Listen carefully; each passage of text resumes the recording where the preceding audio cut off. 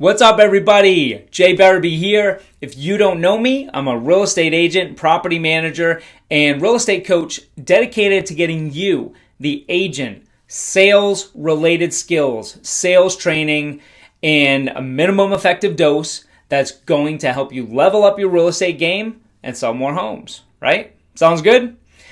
Recently, I was doing this training. It was about the 7 days of the things that I wish that I knew when I first got into real estate. Because when we first get into anything, whether it's real estate, being a parent, starting a new business separately, there's just so many things that waste our time, that just take too much time or too much money. And it's like, if we only had a quicker way, if we only were told the things that we needed to know in order to be more effective. So I started thinking, over the past 15 years, what were those things for me specifically? And what I did was I came up with the top 7 things, and I put those into 7 days of trainings. They're all uploaded right now in the Facebook group, salescommands.com. That takes you to Sales Commands for Real Estate Agents. That's a free Facebook group. So if you haven't joined that group yet, go ahead and join it now. Just go to salescommands.com. That'll redirect you to it. Like-minded peers, good trainings, all that fun stuff. So I did a series of lives, and I included a resource on it, and it was all about those 7 things. And the first day is what you're going to listen to or watch right now. And the first day is related to understanding your ideal client, your avatar. Because we waste so much time, but not just time, more even mindset, trying to either be everything to everyone, not being clear on who we want to work with, where to find them. And, how many times have you worked with somebody who was really a pleasure to deal with, okay? And you enjoyed your experience and you felt fulfilled after you either sold them a home or sold their home. That feels good, doesn't it? But then there's these other times you work with people who just kind of feel like a time suck, or maybe they just suck, or you feel like maybe you sucked at what you were doing. Okay, let's get rid of the suck and let's put you in alignment with the right people, right? So how to get clear on who your ideal client is. Watch the video, listen to the podcast. And there's also a free download for you. It's in the description. And enjoy. What's up, guys? Jay Barabee here. And I am coming to you live from a co-working spot in Charlotte, North Carolina. Never been to co-working before because we didn't have really much of that in Naples, Florida. But right now, since the podcast room is occupied, I am in the general area. So, with that out of the way, let's get into what you guys are here for right now. Today is day 1 out of 7 days where I go through and I give you the stuff that I wish that I knew when I first got into real estate. And it's frustrating because when you first get into real estate, or even like my first 7 years or so in real estate, there was so much that I didn't know, and they led to mistakes. They led to wasting money. I was listening to the wrong people. I was doing the wrong things, and I was aligned with the wrong customers at the same time. Like with everything else, I was focused on the wrong people. So that's why day 1, what we're focused on is who you serve. Okay? And I wish I knew that then, because if I had gone through the process of identifying who it is that I actually serve, if I did that then, I would have not wasted a lot of time with bad or unqualified leads, working with people that were just naturally resistant to my personality type or just my sales type. And this is before I knew how to adapt to other people's worlds. But whether or not you can do that, you're more comfortable working around certain people. So we have to be clear on that to have a strong plan. Okay, so all right, so let's get into it. And let me actually be clear about this. I've made plenty of mistakes, so I'm not coming here telling you this is what you need to do, because I think this is what you need to do, and I'm so great. No, I'm telling you because I've wasted probably close to $500,000 in my career on between time and money and working with the wrong people and just doing the wrong things, and it's completely frustrating. So, yeah, that's why you guys are getting this stuff. So, today, how to identify who you serve. The things, when you don't know who you serve, this is what happens. Okay, you waste a lot of time showing properties to people. So if you're working with buyers, you'll show a lot more properties than you would have to show with people who either know, like, and trust you, or people that fit into your world better. Does that make sense? I'll just assume that you said yes. You will identify, you end up working with a lot of buyers. So a problem that comes up is you end up working with a lot of buyers opposed to focusing just on listings.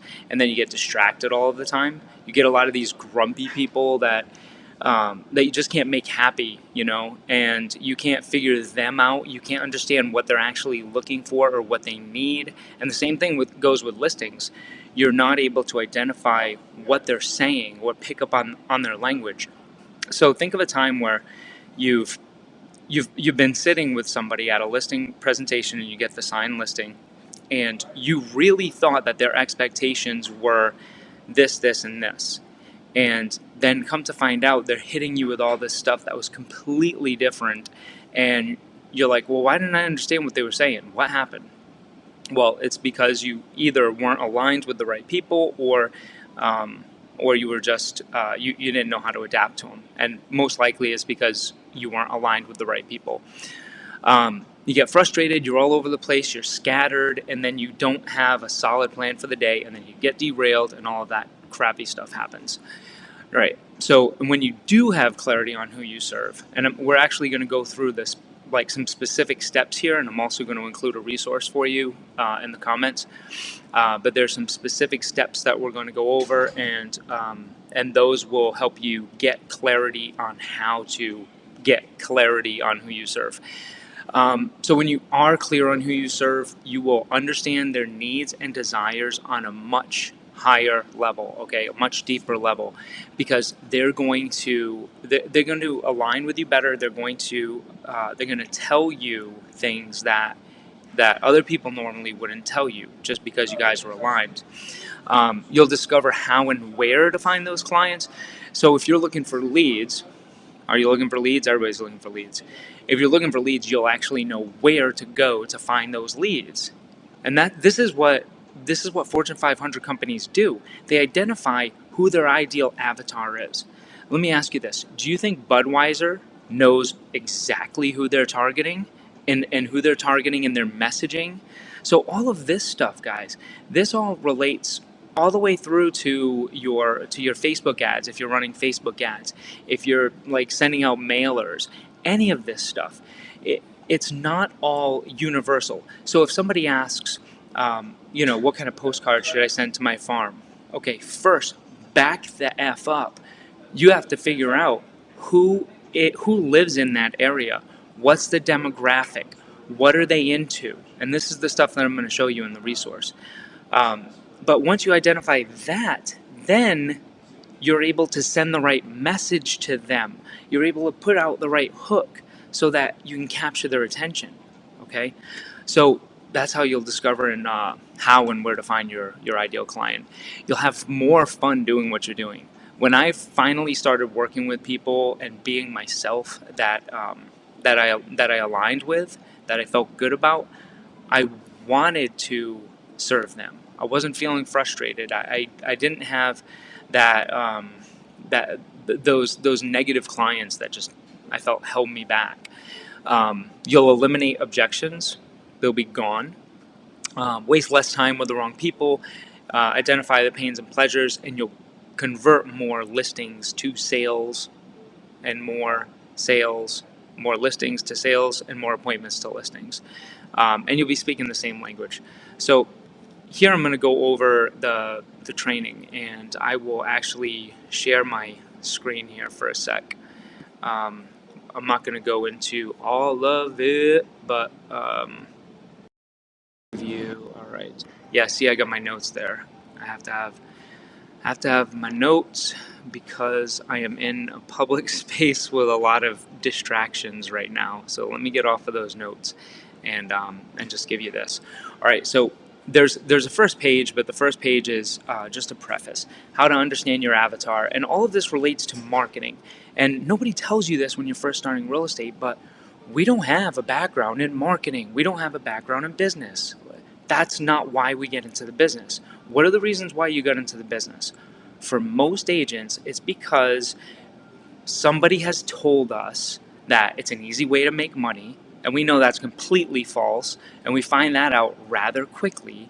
And then the second piece is because it's a low barrier of entry. It doesn't take many hours to get your real estate license. So we get into the business with any type of background, right? I mean, it's kind of like the American dream. Somebody comes from another country and knows that anything's possible in America. Well, yeah, guess what? Anything's possible in real estate too. You just have to work hard enough. So real estate is the new America. I don't know, maybe. So you have to understand how to understand your avatar, be able to picture them and visually speak to them one-on-one. You have to understand the second piece here, information overload. Consumers have so much that so much noise that's in their face. Okay, this is why it's imperative. Yeah, I'm going to use a $10 word.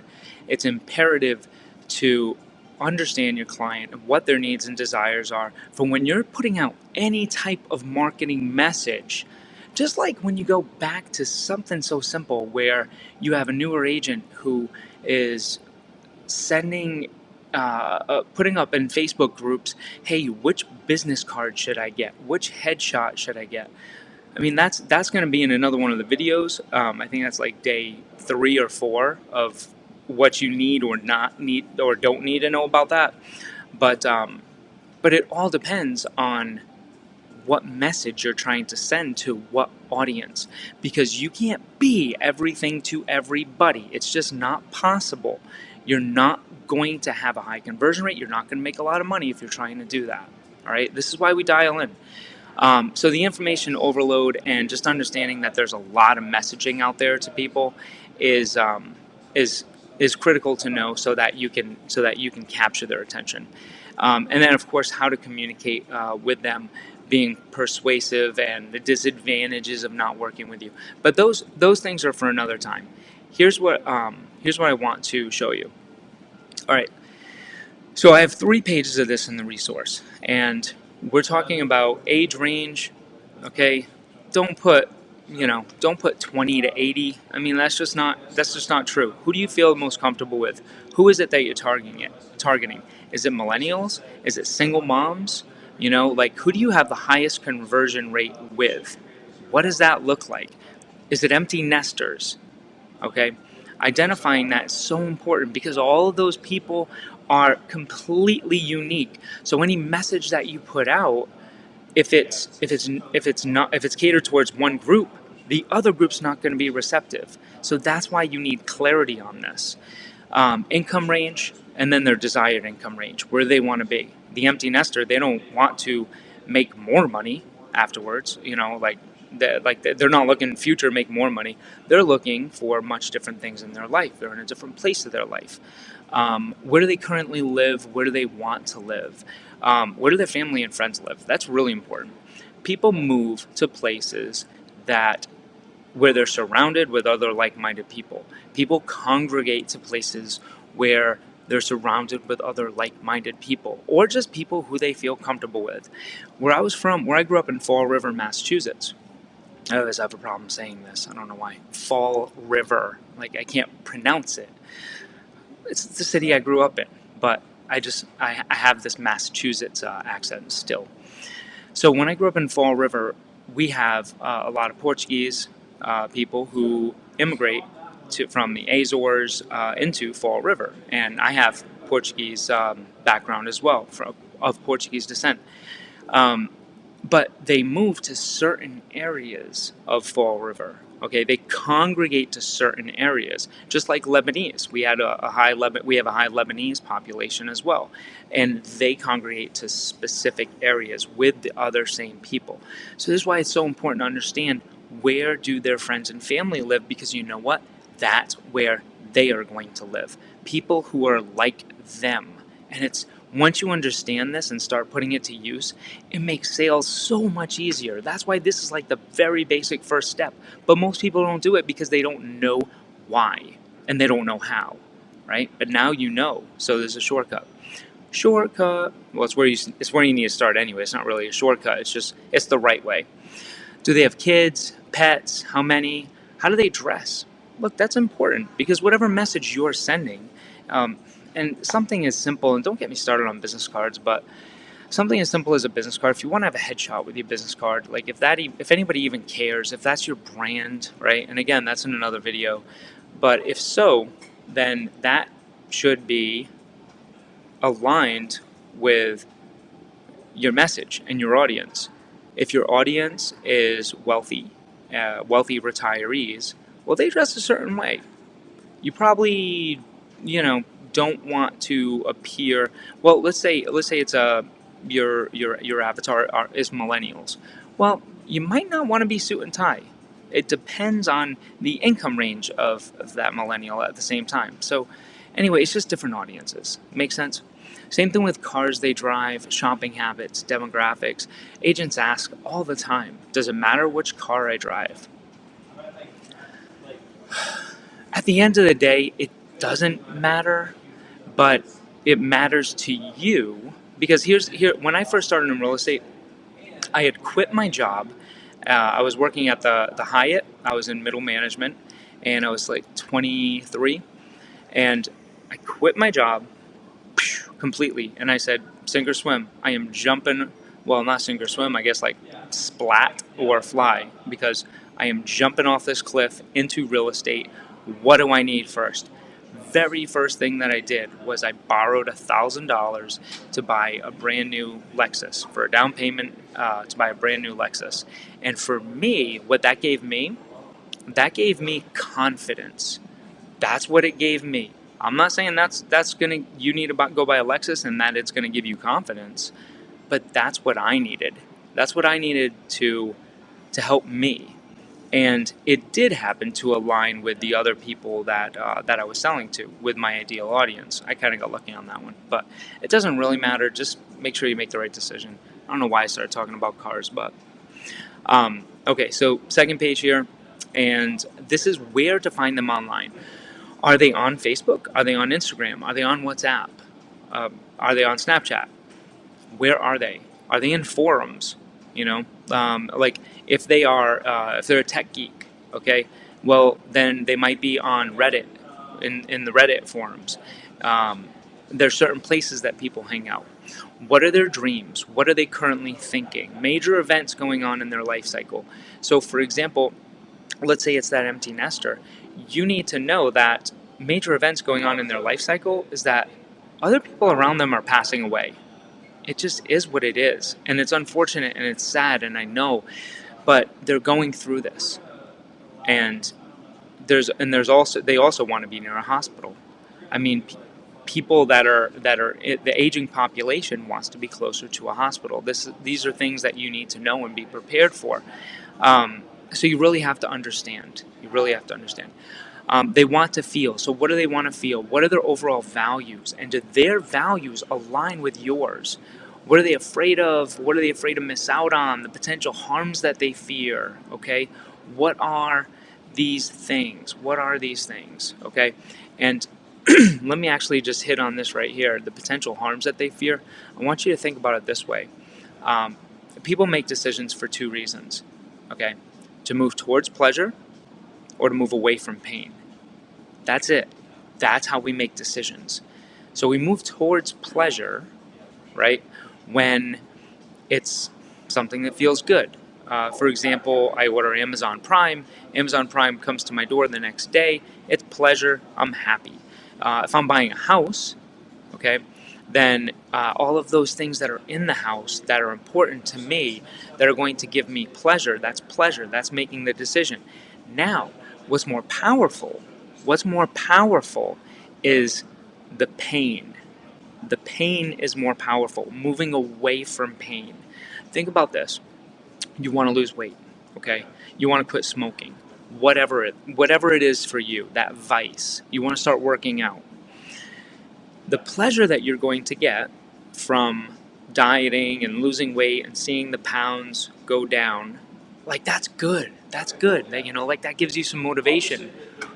But it's not enough motivation for most people. Well, pretty much people that don't do it like that. Like, this is why it's not so powerful. Because it's not enough motivation to get most people off their ass and eating right and exercising. But when you start talking about pain, and let's say you have a heart attack, and then you have to start eating, a doctor says if you're going to die if you don't start walking a mile a day and eating a salad a day, or whatever that is. Well, the pain of moving away from dying is more powerful than moving towards pleasure. Okay, so that's how that works. That's why you have to know what potential harms that they fear or what pains are in their life. And this goes with everything else. This goes with motivation, with sellers, understanding the pain of actually staying in that property, and this will just translate with your entire business, okay? And once you start looking at it that way, your view of your business will completely change, and you'll start feeling like you got it, okay? And then the last page here is just a little bit more elaborating on this. What do they want that they don't have? What do they feel they lost? Which is scarcity and urgency. These are mental triggers that help people to make decisions. What are their false beliefs? What do they all have in common? What are the obstacles that are in their way? Now, you don't have to. Let me get off this because I'm going to attach this anyway. And here, hold up. Let me get back to just us, me and you guys. Me and you. No, actually not me and you guys. It's just me talking to you right now. Nobody else, just me and you. Okay? Sorry, I don't know why I did that. But me and you. Understanding your client, understanding who you serve, it will transform your business if you know that now and you start implementing that now. But here's the key. And you can relate this just like the working out, okay? Like the working out analogy. Don't go and, let's say you want to start working out. Don't go to the gym. Don't look at it like a big mountain, right? Like, don't look at it as this unsurmountable mountain. The same thing in your business, okay? Like, oh, I need to get kick-started. I need to do all this at once, okay? Watch how this analogy relates to your business. Don't go to the gym the first day and think that, I got to do like an hour and a half of working out because like I'm so out of shape, because you'll never go. But if you start thinking about it, what you need to start gaining consistency and momentum. You go to the gym, just walk through the doors the first day.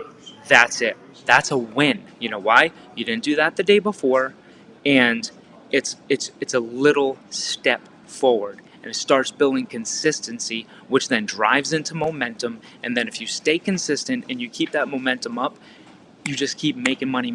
Everybody talks about, well, not everybody, but people talk about the real estate roller coaster, or this is the cycle. And then like when my business slowed down, well, it's because you didn't have consistency. You have to be consistent. This is the deal. Okay. So don't get overwhelmed with it. It's not all or nothing. So first day you walk in the gym, then you walk out. Who cares? Next day you walk in, you do a push-up and you walk out. Day after that, 2 push-ups. So on and so forth. But do it in any type of increments that you want. Relate this to your business now, okay? And this is how you implement this kind of stuff. I don't want you to look at this and say, my ideal client, I don't know how to figure it out. I don't know how to fill all this stuff out. Like, what do I do? When am I going to have the time for this? Whoa. Slow down, okay? Slow down. Just look at the resource. Think about it. Fill in a couple of the items. The next day, look at it again. You'll have time to digest. Maybe you fill in another couple of items. you start gaining clarity. You start gaining clarity. You start gaining momentum. You start thinking, and you get triggers that that you start thinking about.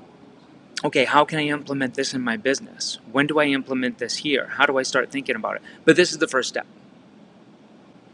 And there you have it. That's what I got for you today. And if I knew this when I first started real estate and I was clear on who I was serving, then I wouldn't have, well, I would have felt a lot better. I wouldn't have had a lot of the struggles that I had. And I would have moved into momentum and generated a lot more revenue a lot quicker. Okay, so now you can do that. If you got any questions, drop them in the comments, and the resource will be attached for you too. See ya. Thanks for tuning in.